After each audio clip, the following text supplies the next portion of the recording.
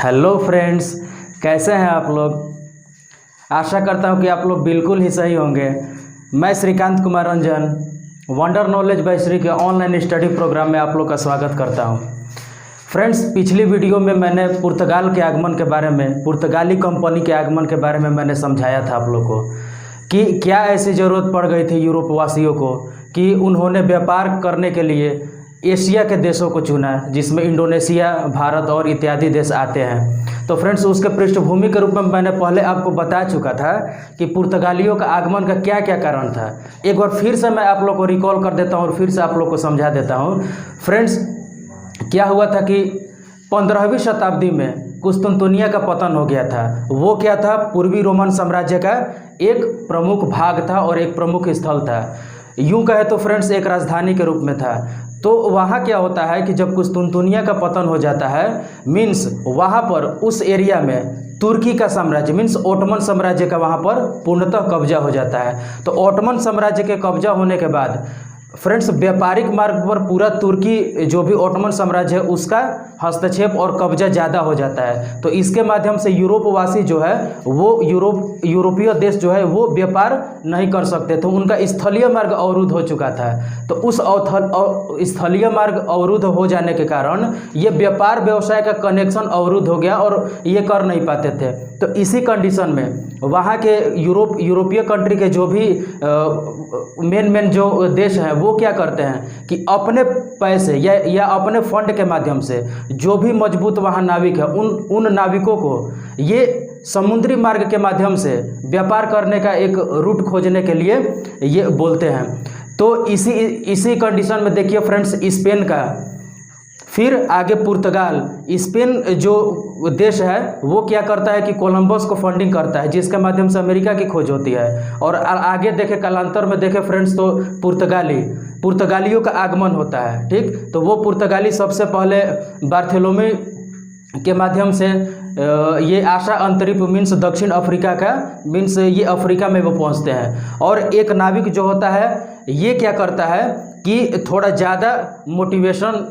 Motivation के साथ ये क्या करते हैं कि बार्थोलोमी के उसी रूट से अटलांटिक महासागर होते हुए ये आशा अंतरिक्ष जो पहले पहुंचते हैं ये बार्थोलोमी, तो उन्हीं के रूट पर ये क्या करते हैं वास्को डी गामा कि आगे आने का प्रयास करते हैं। तो इसी परिप्रेक्ष्य में फ्रेंड्स देखते हैं कि वो हिम्मत जुटाकर आशा अंतरिक्ष से आगे बढ़ते हैं और भारत की खोज करते हैं। कहाँ पहुँचते हैं फ्रेंड्स? तो कालीकट के तट पर पहुँचते हैं। फिर आगे मैंने बताया था उस वीडियो में कि प्रथम वायसराय के रूप में ये अल्मेडा आए थे। अल्मेडा क्या किए थे? उनका एकदम इम्पोर्टेंट पॉलिसी फ्रेंड्स, एग्जामिनेशन में ये हर समय पूछता है कि जो शांत जल की नीति या यूं कहे तो ब्लू वाटर जो पॉलिसी है वो ब्लू वाटर पॉलिसी कौन लाया था?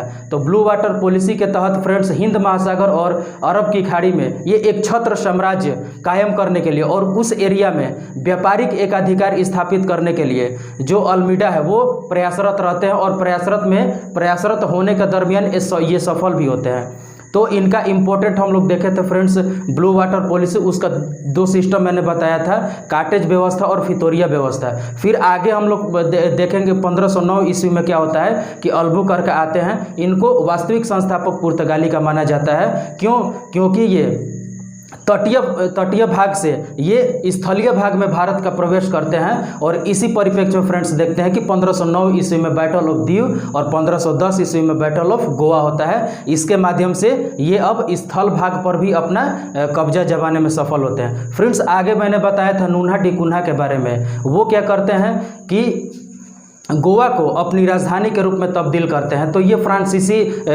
मैंने पुर्तगाली के बारे में आपको एक ओवरव्यू दे दिया है। फ्रेंड्स, आगे हम लोग बढ़ते हैं तो पुर्तगाली के आगमन के बाद डच लोग का आगमन होता है। तो ये डच कहाँ के थे? तो ये डच फ्रेंड थे हॉलैंड के। तो इसी परिप्रेक्ष्य में चलिए हम ये बैकग्राउंड मैंने तैयार करके रख दिया है और इसी के माध्यम से मैं आप लोग को डिस्क्राइब करने का पूर्णतः प्रयास करूँगा। तो फ्रेंड्स देखिए, सबसे पहले देखते हैं कि ये जो डच थे, डच कहाँ के निवासी थे? तो हॉलैंड के। फ्रेंड्स, इसको नीदरलैंड, आज का नीदरलैंड भी आप समझ लीजिए।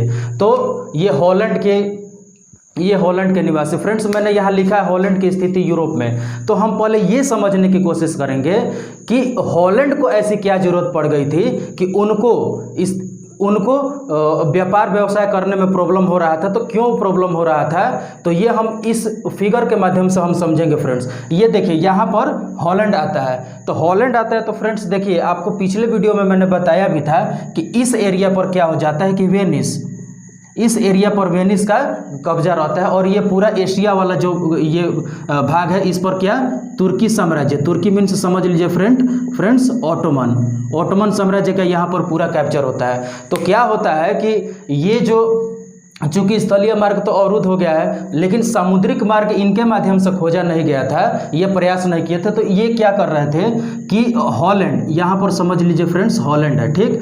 तो ये हॉलैंड में अब कैसे व्यापार होता था, तो यहाँ के इस एरिया में पूरा वेनिस का कब्जा था। तो ये क्या करते हैं हॉलैंड वासी कि या डायरेक्टली वेनिस से कांटेक्ट होके इसके माध्यम से अपना व्यापार व्यवसाय करते थे। और दूसरा कंडीशन देखिए कि यहाँ पर पुर्तगाल है, ये पुर्तगाली, चूंकि पुर्तगाली यहाँ से व्यापार व्यवसाय मीन्स भारत से करना स्टार्ट कर दिए थे, और भारत से स्टार्ट कर दिए थे तो यहाँ पर इनका सारा व्यापार व्यवसाय सुचारू रूप से और अच्छे गतिविधि के अनुसार चल रहा था। तो यहाँ से ये इनके सप्लाई, ये जो भी उत्पाद है, प्रोडक्ट है, इनको ये हॉलैंड वासी खरीदते थे। मीन्स कहने का मतलब क्या है कि यहाँ से भी खरीद रहे हैं और यहाँ से भी खरीद रहे हैं, ठीक, क्योंकि इनका अपना कोई व्यापारिक मार्ग, समुद्री व्यापारिक मार्ग नहीं था।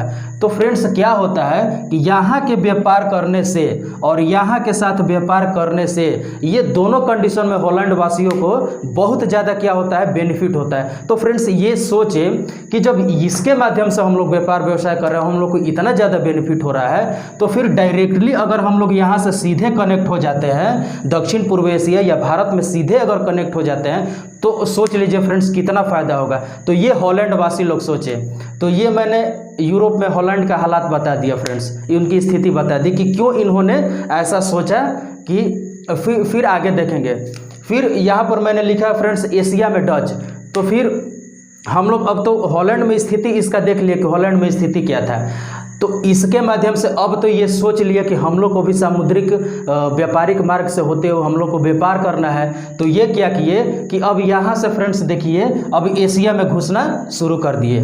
तो एशिया में और साथ साथ यहाँ पर फ्रेंड्स देखेंगे ये इंडोनेशिया वाला क्या है, सॉरी ये जगह का थोड़ा कमी रह गया है, लेकिन यहाँ पर आप लोग को फ्रेंड्स पता भी होगा मैप के अनुसार कि यहाँ पर सुमात्रा जावा मीन्स इंडोनेशिया का ये है, इंडोनेशिया का वहाँ पर द्वीप समूह है। तो फ्रेंड्स क्या करते हैं ये कि अब समुद्रिक मार्ग होते हुए ये इंडोनेशिया सबसे पहले पहुंचते हैं। और इंडोनेशिया में फ्रेंड्स 1596 ईस्वी में ये हॉटमैन के नेतृत्व में एक बेड़ा कहाँ जाता है, इंडोनेशिया में, इंडोनेशिया के तट पर। वहाँ पर बाद में फ्रेंड्स देखते हैं कि इंडोनेशिया में एक बांटम साम्राज्य की भी वहाँ पर स्थापना कर लेते हैं। तो ये देखिए अब 1596 ईस्वी में इंडोनेशिया में पहुँचने के बाद वहाँ पर व्यापारिक गतिविधियाँ अपना शुरू कर दिए थे।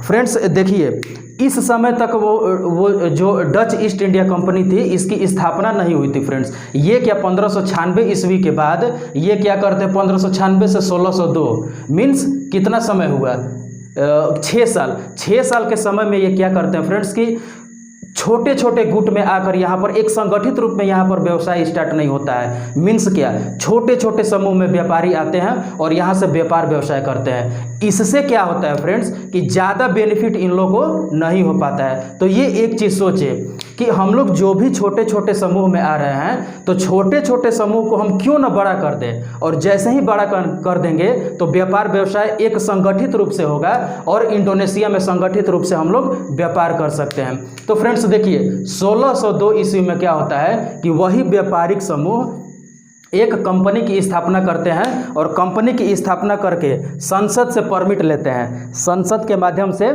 यहाँ पर ये व्यापार व्यवसाय करने का इजाज़त मांगते हैं फ्रेंड्स। तो 1602 ईस्वी में जिस कंपनी की स्थापना होती है उस कंपनी को क्या बोला जाता है फ्रेंड्स, वारिंगदे ओस्ते इंडिसे कंपनी।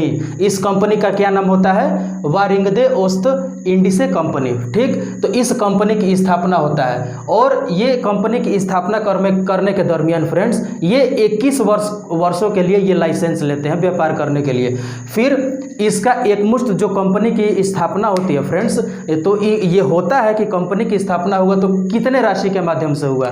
तो ये देखिए फ्रेंड्स इतना गिल्डर के माध्यम से क्या होता है, गिल्डर वहाँ का मुद्रा है फ्रेंड्स, तो इतने गिल्डर के सहारे इस कंपनी का निर्माण होता है और चल देते हैं ये व्यापार व्यवसाय करने के लिए इंडोनेशिया और भारत के क्षेत्रों में। फ्रेंड्स एक क्वेश्चन पूछता है, बहुत इंपॉर्टेंट क्वेश्चन है, आप लोग भूलिएगा मत, ठीक। मैं भरसक कोशिश कर रहा हूँ ये आप लोग को समझाने का कि विश्व की ये प्रथम जॉइंट स्टॉक कंपनी, विश्व की प्रथम क्या थी, जॉइंट स्टॉक कंपनी। ये एग्जामिनेशन में पूछता है कि वैसी कौन सी ये कौन सी यूरोपीय कंपनी थी जो जॉइंट स्टॉक कंपनी के माध्यम से यहाँ पर व्यापार व्यवसाय करती थी। तो फ्रेंड्स कौन थी, ये डच कंपनी थी फ्रेंड्स। ये अब देखिए जॉइंट स्टॉक कंपनी की स्थापना करने का क्या इसके पीछे लॉजिक है, लॉजिक समझते हैं फ्रेंड्स। देखिए चूंकि पुर्तगाली कंपनी क्या थी, सरकारी कंपनी थी, तो उस पर सरकार का कब्जा और सरकार का नकेल बहुत ज़्यादा था, मीन्स सरकारी हस्तक्षेप बहुत ज़्यादा होता था। इसीलिए ये अब देखिए सरकारी हस्तक्षेप ज़्यादा हो तो जो भी यहाँ पर पुर्तगाली जो ईस्ट इंडिया कंपनी है वो भारत में जो भी लाभांश कमाती थी, तो उस लाभांश में भोग विलास और विलासिता का जीवन व्यतीत करने का काम करता था कौन, वहाँ के पुर्तगाल के राजा। तो ये सारे देखिए फ्रेंड्स, ये डच लोग देख रहे थे, ये सारा ऑब्जर्वेशन हो रहा था डचों के माध्यम से। इसीलिए ये डच सोचे कि क्यों ना हम लोग एक सरकारी कंपनी की स्थापना करें और प्राइवेट कंपनी की स्थापना करें, और उस प्राइवेट कंपनी के माध्यम से जो भी लाभांश मिलेगा अल्टीमेटली उसका उपभोग तो हम ही लोग करेंगे। क्यों, क्योंकि ऐसा पुर्तगाल के सापेक्ष में उन लोगों ने ऐसा देख लिया था, ऑब्जर्व कर लिया था। क्यों फ्रेंड्स, पुर्तगाल का ये कम से कम एक शताब्दी मीन्स 100 वर्षों का ये टेन्योर जो है, ये कार्यकाल है, उसमें ये डच लोग यही ऑब्जर्वेशन कर रहे थे कि वहाँ पर पुर्तगाल का सरकार क्या कर रहा है। तो पुर्तगाल का सरकार फ्रेंड्स भोग विलास जीवन में अपना सारा जो भी कंपनी का लाभांश है वो व्यतीत कर देता था, और जब भी कंपनी संकट में आई तो क्या किया, पुर्तगाल का सम्राट जो है वो हाथ खड़ा कर दिया। मीन्स कहने का मतलब कि भाई आप लोग को, हम मेरे पास पैसा है नहीं, हम आपकी सहायता कर नहीं सकते हैं। तो इसीलिए डच जो भी व्यापारी है वे क्या करते हैं कि जो भी शेयर धारकों के माध्यम से एक कंपनी की स्थापना करते हैं, जिस कंपनी का नाम ये है फ्रेंड्स। अब इसके विस्तार के रूप में देखते हैं कि ये देखिए विस्तार इसमें सबसे ज़्यादा फ्रेंड्स इंडोनेशिया और भारत में हुआ। इनकी ये एक क्या बोले फ्रेंड्स की इंडोनेशिया जो है वो मसालों का एकदम उत्कृष्ट उत्पादन करता था, भारत से भी ज़्यादा। तो इन लोग का मेन मोटिव क्या था कि हम लोग इंडोनेशिया से व्यापार करें, और वहाँ पर विशेषकर मसालों का, और मसालों में विशेषकर कौन सा मसाला फ्रेंड्स, तो काली मिर्च का वहाँ से हम लोग व्यापार व्यवसाय शुरू करेंगे। तो फ्रेंड्स इसी में क्या होता है कि वो इन लोग, हम देखिए इंडोनेशिया में पहुँचते हैं फ्रेंड्स। इंडोनेशिया का हम आपको डिटेल बताएंगे नहीं, क्यों, क्योंकि इंडोनेशिया हमारे पॉइंट ऑफ व्यू से उतना ज़्यादा इंपॉर्टेंट है नहीं। तो इसमें हम लोग फ्रेंड्स देखेंगे भारत के अंदर इसका विस्तार क्या क्या होता है। तो भारत के अंदर विस्तार में सबसे फ्रेंड्स देखते हैं पूर्वी तट पर। पूर्वी तट में 1605 ईस्वी में गोलकुंडा राज्य था उस समय। तो उस गोलकुंडा राज्य के मसूलीपट्टनम में फ्रेंड्स एकदम भूलिएगा नहीं आप लोग, ठीक। ये एग्जाम में एकदम बार बार पूछता है कि जो डच कंपनी जो यहाँ पर आई, तो सबसे पहले फैक्ट्री वे कहाँ पर स्थापित किए थे। तो आप लोग भूलिएगा फ्रेंड्स नहीं कि ये सबसे पहले स्थापित कहाँ किए, पहला फैक्ट्री मसूलीपट्टनम में। किसके नेतृत्व में, तो वादेंग वाह के नेतृत्व में वहाँ पर एक फैक्ट्री का ये निर्माण होता है। फिर देखिए फ्रेंड्स, ये जस्ट बगल में पेतोपल्ली नामक जगह है। वहाँ पर क्या होता है कि वहाँ पर भी अपना बस्ती छोटा सा, वहाँ पर रुकना ये प्रारंभ कर देते हैं। फिर 1610 ईस्वी में फ्रेंड्स देखिए 1610 ईस्वी में क्या करते हैं कि पुलिकट नामक जगह पर अपना हेडक्वार्टर बना देते हैं। भाई कोई तो केंद्र होना चाहिए यहाँ पर भारत में व्यापार व्यवसाय और सारे जगह पर अपना नज़र घुमाने के लिए कि कहाँ पर हम लोग ज़्यादा व्यवसाय का व्यापार करेंगे तो बेनिफिट होगा, और किस चीज़ का व्यापार करेंगे तो ज़्यादा बेनिफिट होगा। तो ये फ्रेंड्स पुलिकट के तट पर अपना क्या करते हैं, पुलिकट में कि अपना हेडक्वार्टर स्थापित कर लेते हैं। इतना ही नहीं फ्रेंड्स, उस जगह को ये क्या करते हैं, दुर्गीकृत कर देते हैं और किलेबंदी कर देते हैं। और इसी दुर्ग का क्या नाम होता है, गेल्ड्रिया। ये फ्रेंड्स बहुत इंपॉर्टेंट फैक्ट्स जो भी है वो हम बता रहे हैं पॉइंट ऑफ एग्जामिनेशन के पॉइंट ऑफ व्यू से। ये इसमें कोई ऐसे ही अनर्गल वाला कोई इसमें चीज़ है नहीं, सारा इंपॉर्टेंट फैक्ट मैंने यहाँ पर लिया है। फिर देखिए फ्रेंड्स, इसी पुलिकट में जो हेडक्वार्टर था 1610 ईस्वी में, इसको स्थापित करके 1690 ईस्वी में कहाँ कर देते हैं, नागपट्टनम में। ये सब कहाँ है फ्रेंड्स, तो पूर्वी तट पर स्थित है, अवेलेबल है। फिर आगे देखेंगे हम लोग बंगाल में। ये तो हो गया हमारे पूर्वी तट पर। पूर्वी तट के बाद ये बंगाल में अपना व्यापार व्यवसाय करने के लिए आतुर होते हैं। फ्रेंड्स देखिए, एक चीज़ मैं आपको बता दूँ कि पुर्तगाली जो कंपनी थी वो उनका मेन मोटिव किस चीज़ का व्यापार व्यवसाय करना था, मसाला पर, मसाला का व्यापार व्यवसाय करना था। और मसाला का व्यापार व्यवसाय उन्होंने पुरजोर तरीका से और पूरा एग्रेसिव होकर किया था। तो फ्रेंड्स अगर डच यहाँ पर आए और मसाले की अगर व्यापार व्यवसाय करने लगे तो पुर्तगालियों का तो एकाधिकार खत्म हो गया। इसीलिए ये क्या करते हैं कि मसाला पर उतना फोकस न करके, भारत में मसाले का व्यापार पर उतना फोकस न करके कपड़ा और वस्त्र का व्यापार करने पर ज़्यादा फोकस करते हैं और उस मसाले की कमी को इंडोनेशिया से पूरा करते हैं फ्रेंड्स। तो इंडोनेशिया में जितना व्यापार व्यवसाय होता था, समझ लीजिए कि अधिकतर केंद्र बिंदु के रूप में कौन सा चीज़ था, तो वही मसाला और काली मिर्च। तो यहाँ पर बंगाल में देखिए कि कपड़ा का यहाँ पर व्यापार व्यवसाय शुरू करते हैं। इसी दरमियान 1627 ईस्वी में क्या होता है फ्रेंड्स कि पिपली नामक जगह, यह पहला जगह था बंगाल में जहाँ पर इन्होंने अपना डच फैक्ट्री लगाया। फ्रेंड्स फिर आगे देखेंगे 1635 ईस्वी में। 1635 ईस्वी में चिनसूरा में अपना व्यापारिक गतिविधि शुरू किया और वहाँ पर फैक्ट्री अपना लगाना कपड़ा का स्टार्ट कर दिया। इतना ही नहीं फ्रेंड्स, उस एरिया को ये क्या करते हैं कि उस एरिया को ये दुर्गीकृत करते हैं सुरक्षा की दृष्टि से, और दुर्गीकृत करते हैं जिसका नाम क्या था, उस दुर्ग का गुस्तावबुल नाम का वहाँ पर किला का स्थापना करते हैं और अपनी सुरक्षा दृष्टि से इस गतिविधि को अंजाम देते हैं। फ्रेंड्स फिर देखिए, ये तो हम लोग देख लिए बंगाल का मेन जो जगह है फ्रेंड्स उसके बारे में बताया। आगे देखेंगे तो पटना में भी, कासिम बाजार में भी स्थापना किया था अपने फैक्ट्री का। और पटना में फ्रेंड्स आज का जो पटना यूनिवर्सिटी है वहाँ पर एक फैक्ट्री हुआ करती थी। वही फैक्ट्री फ्रेंड्स किसका निर्माण किया हुआ था, डचों का निर्माण किया हुआ था। और वो क्या था, वस्त्र उद्योग के लिए वो समर्पित वो स्थल था पटना का। फिर फ्रेंड्स देखते हैं आगे कोचीन में 1663 ईस्वी में क्या करते हैं कि वहाँ पर भी अपना यहाँ पर कोचीन में अपना व्यापार व्यवसाय शुरू करते हैं फ्रेंड्स। तो देखिए कोचीन में क्या करेंगे, ये कोचीन में क्या करेंगे, केवल मसाला का व्यापार। क्वेश्चन ये पूछता है कि भारत का ऐसा कौन सा जगह था जहाँ पर डचों ने केवल और केवल मसालों का व्यापार व्यवसाय किया था, तो वो कौन सा प्लेस था फ्रेंड्स, कोचीन। और इसके अलावा किसी एरिया में इन्होंने मसाले का व्यापार व्यवसाय नहीं किया। तो ये कोचीन में कौन सा जगह था फ्रेंड्स, कागउर और पुडक्कर नामक जगह पर यहाँ पर ये शुरू किया। और ये क्या किया, केवल मसाले का व्यापार व्यवसाय शुरू किए थे।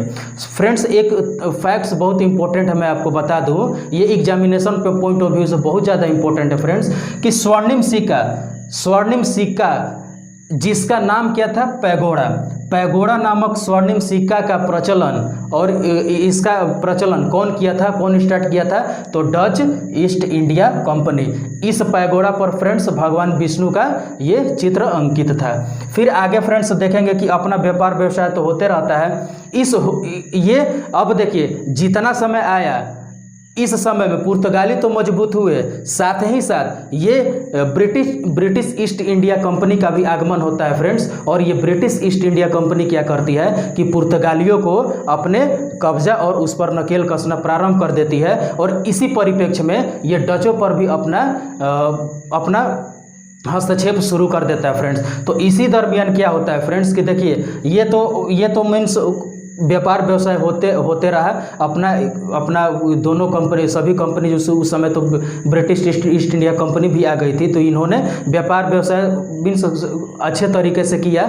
लेकिन ये धीरे धीरे टकराहट इन लोगों का शुरू होता है और 1759 ईस्वी में फ्रेंड्स बेदरा का युद्ध होता है। और इस बेदरा के युद्ध में डच और अंग्रेज के बीच में होता है, जिसमें अंततः डचों की पराजय होती है फ्रेंड्स। और यहाँ से अब डचों के पराजय हो जाने के बाद ये डच क्या करते हैं कि अपना बोरिया बिस्तारा बांधकर और यहाँ से हटना ही मुनासिब समझते हैं। और ये हटने के दरमियान का क्या करते हैं कि जितने भी फैक्ट्री यहाँ पर अवेलेबल थे, उन सभी फैक्ट्रियों को ये अंग्रेज या पुर्तगालियों को बेचकर और यहाँ से हटने की भरसक प्रयास करते हैं। क्योंकि इनकी स्थिति एकदम बिल्कुल ही कमज़ोर हो चुकी थी उस समय तक। तो फ्रेंड्स देखेंगे कि जो 1759 ईस्वी में बेदरा का युद्ध हुआ था, तो उस बेदरा के युद्ध में इन लोगों का पराजय का कारण क्या था, ये किस कारण से वेदरा के युद्ध में हार गए फ्रेंड्स। तो देखिए पतन के कारण में फ्रेंड्स देखेंगे सबसे पहले इनकी असफलता के कारणों में कि सहकारी व्यवस्था, ये सहकारी व्यवस्था है कि फ्रेंड्स ध्यान से सुनिएगा फ्रेंड्स, ये बहुत इंपॉर्टेंट है। ये जल्दी यूट्यूब चैनल या अदर बुक में या कोई भी फैक्ट वाला बुक में ये जल्दी मिलेगा नहीं फ्रेंड्स। तो ये सहकारी व्यवस्था क्या थी, सहकारी व्यवस्था के माध्यम से क्या होता था फ्रेंड्स कि जो ये कंपनी थी तो कंपनी में शेयर धारक लोग थे। तो ये क्या कर रही थी कंपनी कि उस समय तक डच में बहुत ज़्यादा पैसा अवेलेबल हो गया था फ्रेंड्स, बहुत ज़्यादा मीन्स देखिए वो बहुत ज़्यादा धनी हो गया था हॉलैंड। तो हॉलैंड क्या बोला कि जो भी व्यक्ति है वो उनका जो भी क्या बोले कि एक्स्ट्रा जो अधिशेष पैसा है उसको एक सही जगह पर लगाना चाहिए। तो इसमें क्या बोला जाता है कि शेयर धारकों के माध्यम से उस पैसे को अट्रैक्ट किया जाता है और कंपनी में शेयर होल्डर्स की संख्या को बढ़ाया जाता है। और इसमें एक लालच दिया जाता है फ्रेंड्स कि आपको 20 से 30% का इसमें लाभांश दिया जाएगा। जो भी कंपनी लाभ कमाएगी उसमें 20 से 30% का आपको लाभांश दिया जाएगा। तो फ्रेंड्स क्या होता है कि बहुत सारे शेयर धारक इस शेयर धारक क्या करते हैं कि इस कंपनी का हिस्सा बन जाते हैं और कंपनी इस देखिए धीरे धीरे यहाँ का स्थिति खराब होते जा रहा था फ्रेंड्स। इस समय आते आते तो क्या हुआ कि लोगों को पता ना चले, इसके लिए कंपनी क्या करती है कि अपने लाभांश को बढ़ा चढ़ाकर फ्रेंड्स ये अपना बैलेंस शीट में दिखाने का प्रयास करती है। जो भी बैलेंस शीट का निर्माण होता है तो उसमें ये बढ़ा चढ़ाकर लाभांश को दिखाने का प्रयास करते हैं। यही कारण है फ्रेंड्स क्या कि धीरे धीरे जो कंपनी है वो क्या होता है अंदर से खोखला होते जाता है फ्रेंड्स। और अंततः क्या होता है कि सहकारिता व्यवस्था के माध्यम से अब देखिए लाभांश तो यहाँ पर इतना बोला गया तो लाभांश तो देंगे, तो लाभांश देंगे भाई, मेरे पास पैसा रहे तब तो हम लाभांश देंगे। तो धीरे धीरे कंपनी खोखला होते जा रही थी फ्रेंड्स, उसके पास पैसे की कमी थी, इसीलिए शेयर धारकों को वो पैसा और लाभांश अवेलेबल नहीं करा पाई। इसीलिए क्या जो भी शेयर धारक है ये अपना शेयर वापस लेने लगे। ये जो कंपनी थी डच ईस्ट इंडिया कंपनी वो धीरे धीरे समाप्त हो गई फ्रेंड्स। फिर दूसरे कारण में देखेंगे इस जो हॉलैंड है इसका छोटा आकार। तो छोटा आकार में फ्रेंड्स देखिए कि एक तो इसका छोटा आकार होता है, छोटा आकार के माध्यम से इस इतने बड़े उपनिवेश पर अपना कब्जा नहीं जमा सकता है। और इतना छोटा देश और इसको बहुत उपनिवेश को देखना है जिसमें भारत और इंडोनेशिया के उधर द्वीप जो होते हैं उन सबको देखना होता है फ्रेंड्स। तो ये छोटा सा देश उतना सक्षम नहीं होता है, इसीलिए क्या होता है ये धीरे धीरे पतनशील अवस्था में चले जाते हैं। फिर फ्रेंड्स मैंने आपको बता ही दिया था कि 1759 ईस्वी में वेदरा का युद्ध होता है और इस वेदरा के युद्ध के माध्यम से क्या होता है कि डच ईस्ट इंडिया कंपनी बिल्कुल ही पराजित हो जाती है और यहाँ से भारत से जाना ही मुनासिब समझती है। इसीलिए यहाँ का जितना भी फैक्ट्री है वो सबको बेचकर और बोरिया बिस्तर गोल करके यहाँ से भारत से निकल जाती है। तो फ्रेंड्स देखिए ये मैंने बता दिया डच ईस्ट इंडिया कंपनी के बारे में जिसका नाम क्या था वारिंदगे ओस्ट इंडीसे कंपनी। तो फ्रेंड्स मैंने यहाँ पर क्या क्या बताया, हॉलैंड की स्थिति, क्या जरूरत पड़ गया था कि वहाँ पर आने का प्रयास किया, फिर एशिया में कैसे कैसे प्रचार प्रसार हुआ, कैसे कैसे गए, ये सारा चीज़ मैंने बता दिया। अगले वीडियो में मैं बताने का प्रयास करूँगा कि जो ब्रिटिश ईस्ट इंडिया कंपनी है, ब्रिटिश ईस्ट इंडिया कंपनी का आगमन कैसे होता है और यहाँ पर किस उद्देश्य से आती है और उसका उद्देश्य कैसे परिवर्तित हो जाता है, ये चीज़ हम आपको भरसक बताने का प्रयास अगले वीडियो में करेंगे। तब तक के लिए फ्रेंड्स आप लोग इजाज़त दीजिए। Thank you.